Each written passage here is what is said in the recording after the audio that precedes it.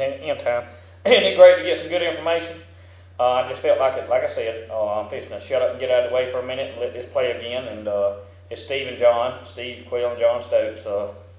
And let's just hear what they got to say.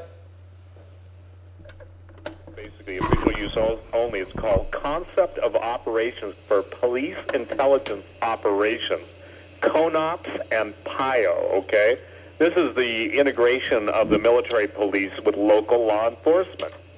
I'll put this up on my website hopefully later. I'll send you a copy so you can read it on the air. But basically what it is, it's from the U.S. Army's Military Police School, or the Police Intelligence Operation, which supports the Homeland Defense goals of detecting, deterring, preventing, and defeating threats and attacks, the document states. Now, let's put this into perspective.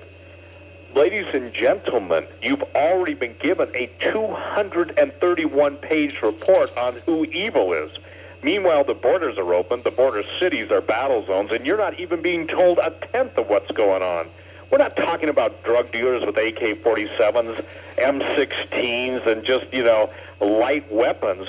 Man, there have been instances, John, when I can tell you point blank, from military channels, U.S. military choppers have been taken down with some very sophisticated Russian weaponry. You see, that kind of blows the whole Wesley Clark, hi, I'm a jerk, how to ever make a four-star general statement, I mean, that this is all coming from gun shows in the United States. Oh, really? When's the last time I or you could go to any gun show and buy state-of-the-art Russian technology?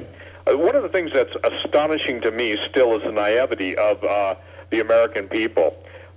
When I was dealing, and I spent hundreds of thousands of dollars to do what I did, okay?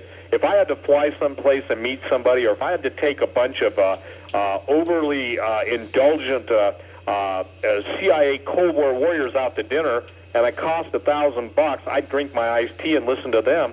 I learned that if I kept my mouth shut and kept my ears open and kept the vodka to them flowing and the barbecued shrimp in Reno flowing, I could learn a lot, okay?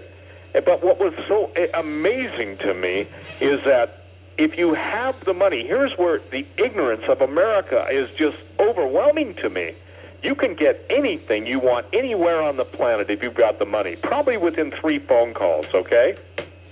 And by the way, that's if you don't go through the FBI.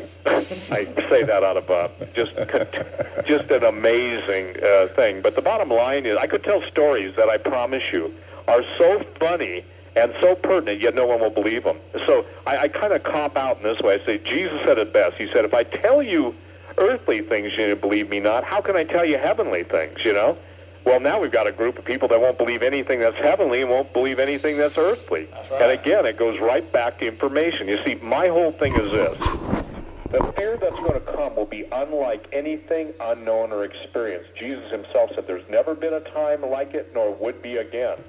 Automatically, the people have been taught that the rapture is going to come and get them out of this. They just dismiss that. Well, I won't be here. Oh, yeah? Did you just have your 401k taken down 50%? Did you just have your job disappear before your eyes? How about all the people that work for General Motors, Chrysler, and all the companies that were getting a nice big pension check? Oh, well, let's not even bring in the airline pilots.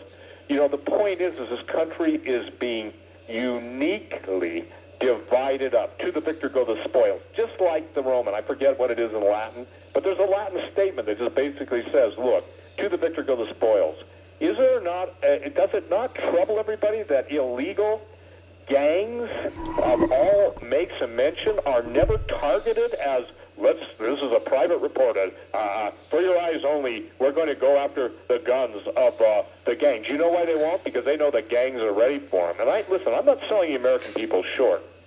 Last thing I want to do is go into the woods with anybody who's a competent bowman, because anybody that knows camouflage and stealth is going to have a way more effect than the guy who just thinks that firing at shadows in the woods is going to be effective. The last thing I think these guys recognize, and by the way, that's why you guys have so much of a border presence, not just on the Montana, this side going into the Canada border, but above the border. If I told you what goes on up there, people wouldn't believe it, so I don't even... I want to add something to what he's saying about the border. About 30 minutes ago, I was on the phone with a guy and verified it, and I don't care whether you believe it or not. I do my best not to lie. I've not willingly or knowingly told you a lie. because all liars have had their part in the lake of fire, Revelation 21:8. But I do know for a fact there's at least, I'm gonna be conservative, that on the border, over the border, between Canada and United States, I know there's 5,000 UN troops. And I do know that they are ready for whatever. And I do know that they could give a rat's behind about anybody's family. I mean, it's just another day in paradise for them to shoot and kill somebody. See, they have a disconnect. They're disconnected from any kind of emotional attachment to an American. They don't care. They could care less. But there's another side to the coin. I could care less about every one of them either, if they're coming after any of my friends or family. I mean, I have a disconnect with them because, you know what, I hate evil. I despise it. I hate it. I despise it. So I guess we have a mutual agreement, don't we? With foreign troops. They hate us and we hate them. Let's move on. Bother, but I will say this. The plan is to shut the entire North American border using Hessians. You know, we talked about Rome. Isn't it amazing? A serviceman goes to Iraq, Afghanistan, any place he's got to be willing to lay down his life, and in order to do so, and he makes 35, 40,000, whatever they're being paid. A mercenary goes over there under a private consulting firm and can make 100 to 150,000.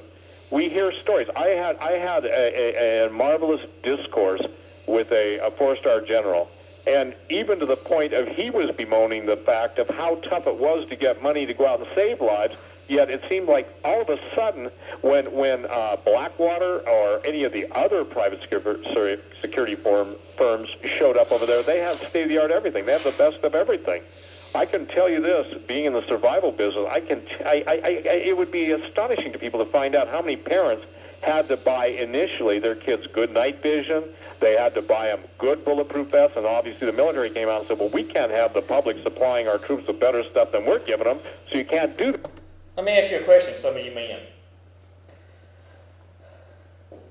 Have you considered any night vision or bulletproof vests? I'm just asking.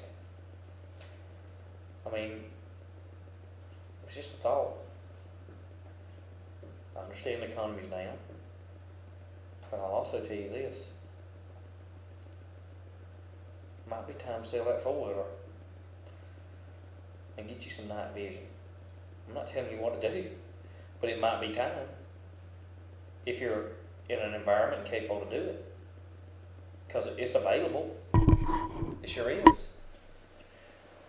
The bulletproof vest and the night vision. You know, like I said, I made survival videos and showed you some stuff and this, that, and the other, but you never lay all your cards out. You never show all your cards.